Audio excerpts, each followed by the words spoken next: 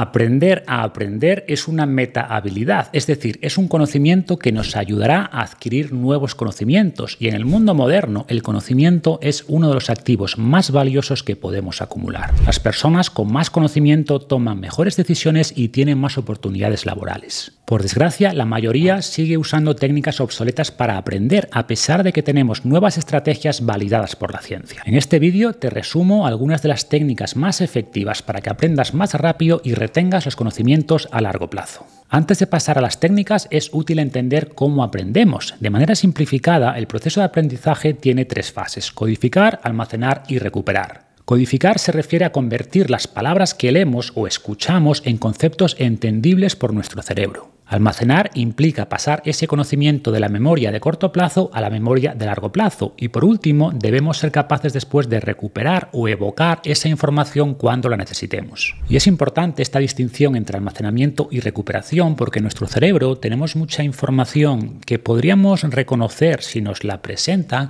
pero que no podríamos recordar de manera voluntaria. Es frecuente que no nos acordemos de cómo se llama un actor o una persona que nos acaba de saludar por la calle, pero si nos dicen el nombre, sabemos de repente que es el nombre correcto, porque estaba en alguna parte de la mente, pero no podíamos recuperar esa información. Y como veremos después, practicar esta recuperación es una de las claves para aprender de manera eficiente. Empezando por la codificación, lo más importante es prestar atención. Las distracciones constantes son uno de los mayores enemigos del aprendizaje. Muchas personas estudian con el ordenador o con tablets, pero es poco recomendable. Al hacer esto, las tentaciones de los videojuegos o las redes sociales están a tan solo un par de clics de distancia y te será más difícil concentrarte. Es mucho mejor estudiar con libros físicos, con papel o lectores electrónicos que solo sirvan para leer y que no te permitan navegar por internet. En cuanto al formato, parece un poco mejor el papel que el digital, pero las diferencias no son muy marcadas. Tampoco parece haber diferencias relevantes si obtenemos la información escuchando o leyendo, aunque la información más compleja se va a absorber mejor a través de apoyos visuales, obviamente. Pero lo que sí importa mucho es prestar atención mientras estudias. Para ello puedes aplicar la técnica de bloques de tiempo que expliqué en un vídeo anterior o sencillamente usar algo como Pomodoro, que consiste en alternar bloques de estudio concentrado de 25 minutos con descansos breves de 5 minutos. Y cada 4 pomodoros haces un descanso más largo de 15 o 30 minutos. Durante los bloques de estudio elimina al máximo las distracciones. Deja el móvil en otra habitación o guárdalo donde no lo puedas ver. La simple presencia física del móvil dificulta el aprendizaje porque genera una distracción constante. En los descansos incluye algo de movimiento físico, aunque sea caminar unos minutos. Múltiples estudios indican que el cerebro aprende mejor si realizamos actividad física antes, durante o después de estudiar, ya que la oxigenación del cerebro y la liberación de lubricantes neuronales como el BDNF facilitan el aprendizaje.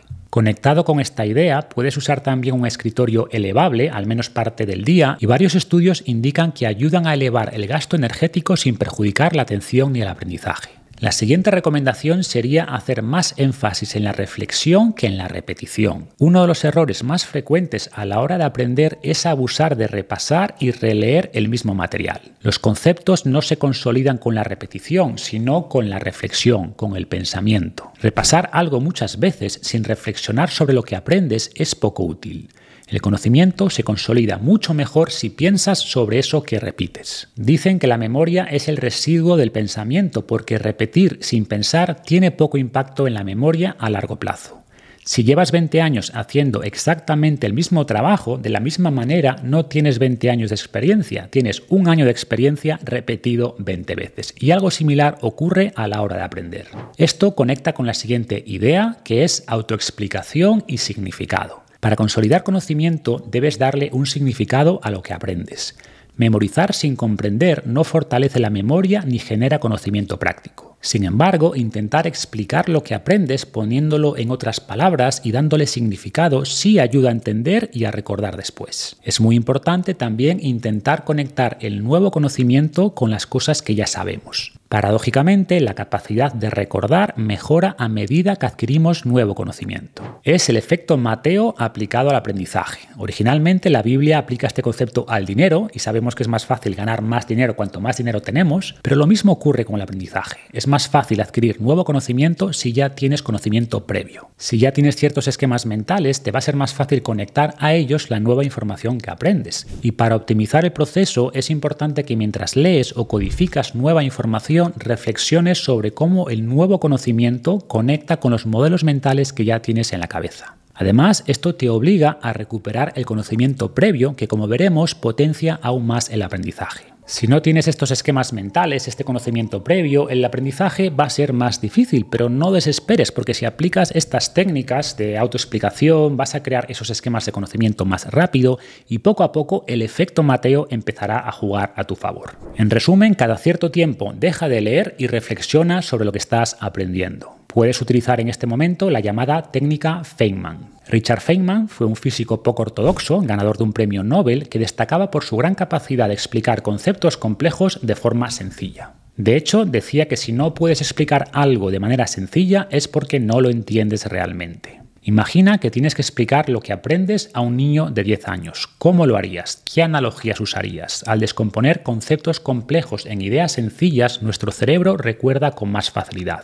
Las analogías son también muy útiles a la hora de aprender porque nos ayudan a conectar el nuevo conocimiento con conocimiento que ya tenemos. Y como acabamos de ver, esta es la clave para consolidar conceptos. Y uno de los aspectos clave para mejorar el aprendizaje es trabajar la recuperación o evocación. De hecho, una técnica muy efectiva es la llamada evocación activa. Releer o repasar nos da una falsa seguridad de aprendizaje, pero para aprender realmente debes ser capaz de recuperar y practicar la recuperación es mucho más efectivo a largo plazo que repetir la lectura. Además, al esforzarnos por recuperar información, nos hacemos conscientes de las lagunas de conocimiento que tenemos, de qué información no podemos realmente acceder. Mientras que si nos limitamos a repasar o a copiar, no sabremos qué conocimiento deberíamos reforzar. El problema es que repasar supone menos esfuerzo que recuperar y por eso tendemos a dedicar más tiempo a lo primero. Y aquí es muy importante entender que hay una relación directa entre la dificultad que enfrenta nuestro cerebro a la hora de aprender y cuánto aprendemos. Este es el concepto de dificultad deseada. Los métodos clásicos de estudio basados en releer, en subrayar o en copiar nos engañan porque a corto plazo generan la ilusión de que estamos aprendiendo, pero al no generar dificultad apenas consolidan ese conocimiento en la memoria de largo plazo. Intentar evocar o recuperar información supone un esfuerzo mayor que releer y por eso le dedicamos menos tiempo, pero curiosamente, cuanto mayor es el esfuerzo que realizamos para recordar lo aprendido, más fuerte es el impacto de esta práctica sobre nuestra memoria de largo plazo. Igual que los entrenamientos difíciles suelen generar adaptaciones físicas más marcadas que los suaves, las sesiones de aprendizaje que requieren más esfuerzo o más dificultad nos hacen también aprender más. Por eso mismo, debemos también separar las sesiones de recuperación. Dado que recuperar es muy efectivo para aprender, algunas personas incluyen sesiones de recuperación cada día o con mucha frecuencia, pero la ciencia nos dice que esta práctica es más efectiva si se distancia. ¿Por qué? Pues porque recuperar el conocimiento es más difícil una vez que se empieza a olvidar y como acabamos de ver, al aumentar la dificultad aumentamos la efectividad.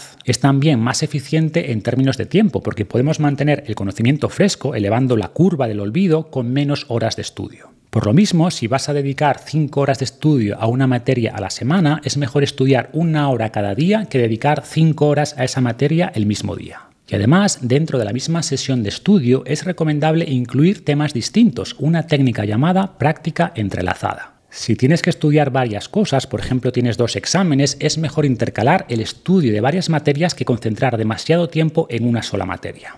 O dentro de la misma materia, por ejemplo matemáticas, conviene entrelazar distintos tipos de problemas. Al cambiar de tipo de problema no puedes repetir la misma estrategia, tienes que reflexionar sobre cómo resolver ese problema antes de aplicar la técnica y esa recuperación potencia el recuerdo. Y la última recomendación de hoy es poner en práctica lo que aprendes. Aprendemos mucho mejor si tenemos una intención más allá de aprobar un examen. Si estás estudiando programación, prueba a desarrollar un videojuego. Si estás aprendiendo inglés, viaja a Inglaterra o pasa tiempo con personas que solo hablan inglés. O el simple hecho de intentar explicar a los demás lo que aprendes te va a ayudar a consolidar el conocimiento.